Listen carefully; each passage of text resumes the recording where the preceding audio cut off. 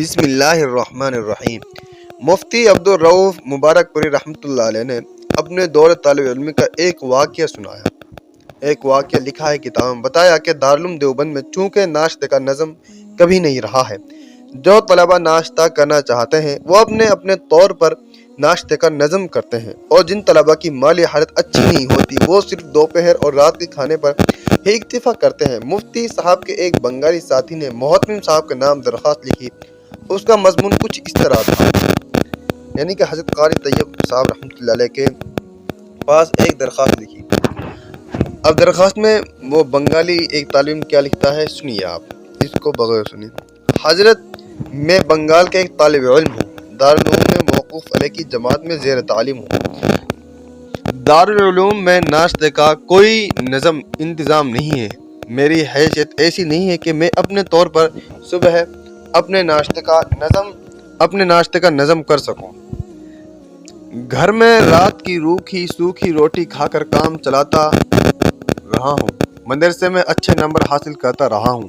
الحمدللہ دارالعلوم میں بھی میری تعلیم حالت اچھی ہے، اچھے نمبر لاتا ہوں، ساتھیوں سے مقابلہ رہتا ہے، لیکن دوپہر تک بغیر کچھ کھائے پیے پڑھنا میرے لیے بے حد مشکل ہے۔ اس کا اثر میری تعلیم پر بھی پڑ سکتا ہے۔ اگر حضرت میرے لیے ناشتے کا کوئی انتظام فرما دے تو بڑی نوازش ہوگی، تعلیم کی تکمیل بھی ہو جائے گی اور میرے نمبرات میں بھی کوئی فرق نہیں آئے گا۔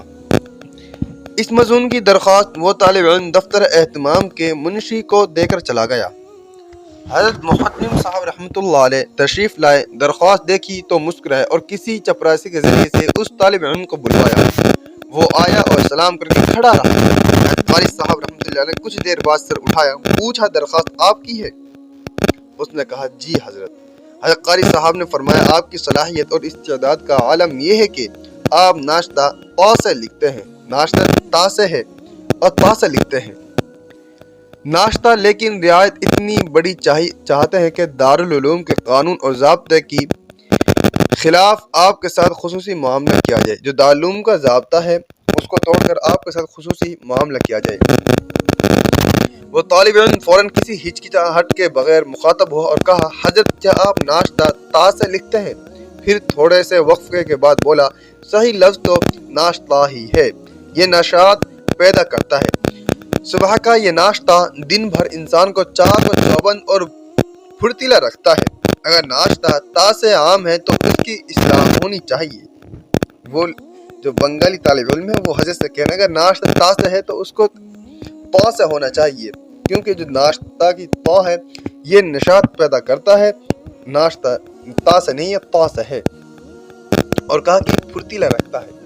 حضرت قاری صاحب نے خفیف ہلکی سی مسکراہٹ کے بعد اسے رخصت کیا اور منشی دفتر سے کہا اگرچہ دارالعلوم میں ناشتے کا نظم ہے، لیکن اس طالب علم کی حاضر دماغی اور ذہانت کے پیش نظر میرے حساب میں ناشتے کی بقدر رقم ہر ماہ اسے دے دی جائے۔ حضرت قاری طیب صاحب نے کہا کہ میری جو تنخواہ ہے اس میں سے اس طالب علم کے لیے ناشتے کے بقدر جو کچھ حصہ ہے اس کے لیے دے دیا جائے۔ یہ تھا ایک بنگالی طالب علم اور حضرت مولانا قاری طیب صاحب رحمۃ اللہ علیہ کا ایک دلچسپ واقعہ۔ آپ اس کو اپنے تمام دوستوں کو ضرور شیئر کریں۔